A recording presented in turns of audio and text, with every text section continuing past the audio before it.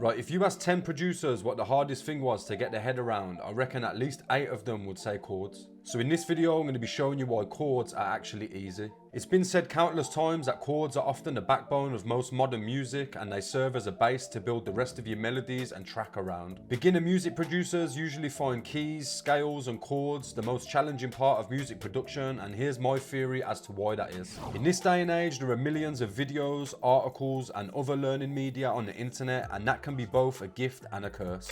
It's a gift because you can get access to information instantly from a huge amount of sources, but it's also a curse because these sources often contradict each other. When I first started learning music production, I would spend hours and hours watching videos and reading articles, but then I sat back and had a realization. A keyboard is split up into octaves, and these octaves contain 12 notes that just repeat over and over again. Inside these octaves are what are called scales, and these only contain 7 notes. As long as I'm only using these 7 notes when making my chords, I'm always going to be able to come up with a chord progression that sounds good. I personally think that visual learning is the best way to learn, so I'm going to show you exactly what I mean on the piano roll. Right, so majority of modern DAWs are going to have some sort of scale highlighting feature. Here in the piano roll, I have the A minor scale selected, and in my opinion, this one's the easiest to learn as it only contains all of the white notes. All of the notes that belong to the A minor scale are highlighted with this lighter grey colour, making finding which notes work in what scales easier than ever. Right, so obviously the A minor scale starts out on the A, and then we're just using every white note until we get up to G. That will then come back round to A, where the scale just starts again. The A minor scale contains 3 minor chords, 3 major chords and 1 diminished chord. One thing all of these chords have in common is the method that you can use to make them. Each of these chords is made using the same method, and I'm now just going to explain it in the least confusing way possible. All of the chords you can see here are triads, and this just means that they're chords that are made up of 3 notes.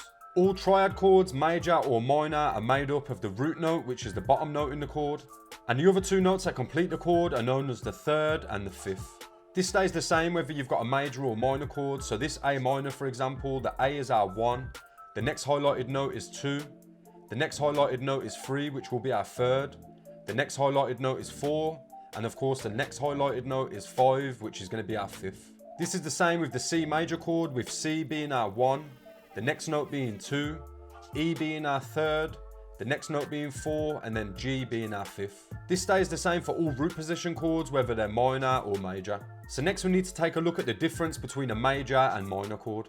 All of the chords I've highlighted in red are minor chords, and all minor chords have a space of 2 gaps between the first note and the 3rd, and then a 3 note gap between the 3rd and the 5th. All of the chords I have highlighted now are major chords, and these have a 3 note gap between the 1st and the 3rd, and only a 2 note gap between the 3rd and the 5th. Every minor scale is going to contain 3 minor chords, 3 major chords, and the 2nd is going to be diminished. A diminished chord, simply put, takes a minor 5th and brings it down by 1 semitone, giving you a different sound. This stays the same whether you're in C minor, A minor, G minor, and so on. So what I'm going to do now is delete all of this and show you how I'd make an interesting chord progression with all the information that I've just given you. We already know that any of these lighter highlighted notes are going to fit into the scale, so I'm just going to start by choosing some notes that are going to serve as my root notes. So I'm just going to drop down 4 notes without really thinking about it to show you how easy it can be to build chords. A good tip is to either start or finish your chord progression on the root note, which in this case is A, so this is where I'm going to be starting my progression. Then from here, I'm just going to drop down some other notes that are going to be the root notes for my other chords.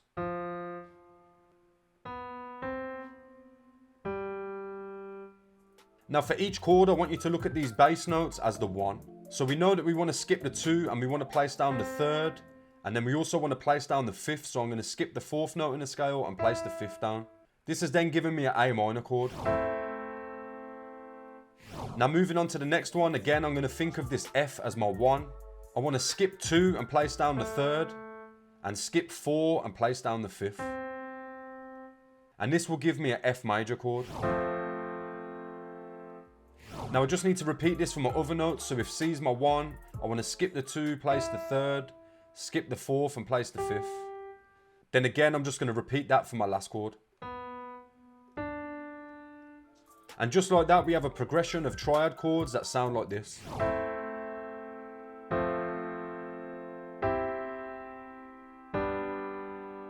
This progression already sounds good, but we're going to use some other techniques to really spice it up. The first thing I like to do is to take all of the root notes, or the 1 from every chord, and bring them down by an octave.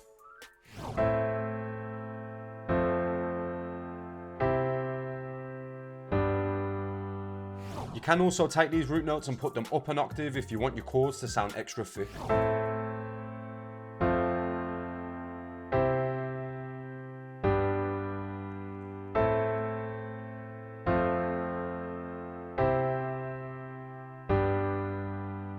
Then one more thing I like to do is to just select a note from each of the chords and transpose it up an octave.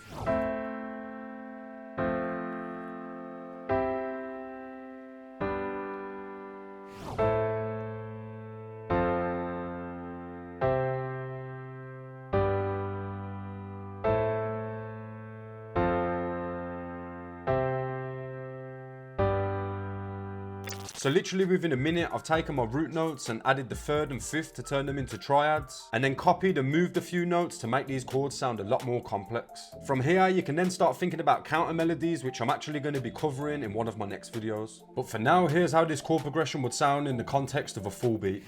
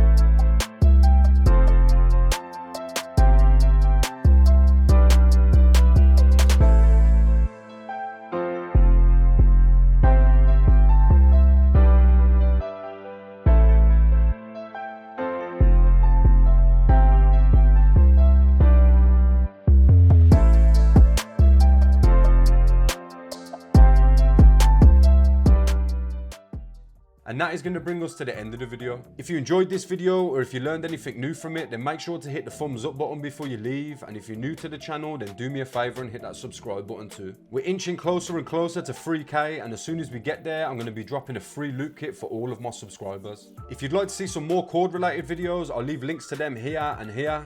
Then I'll just leave a random video from the channel down here. Big shout out to anybody that's still here at the end of the video. I've been Error, thanks for watching, and I'll hopefully catch you all in the next one.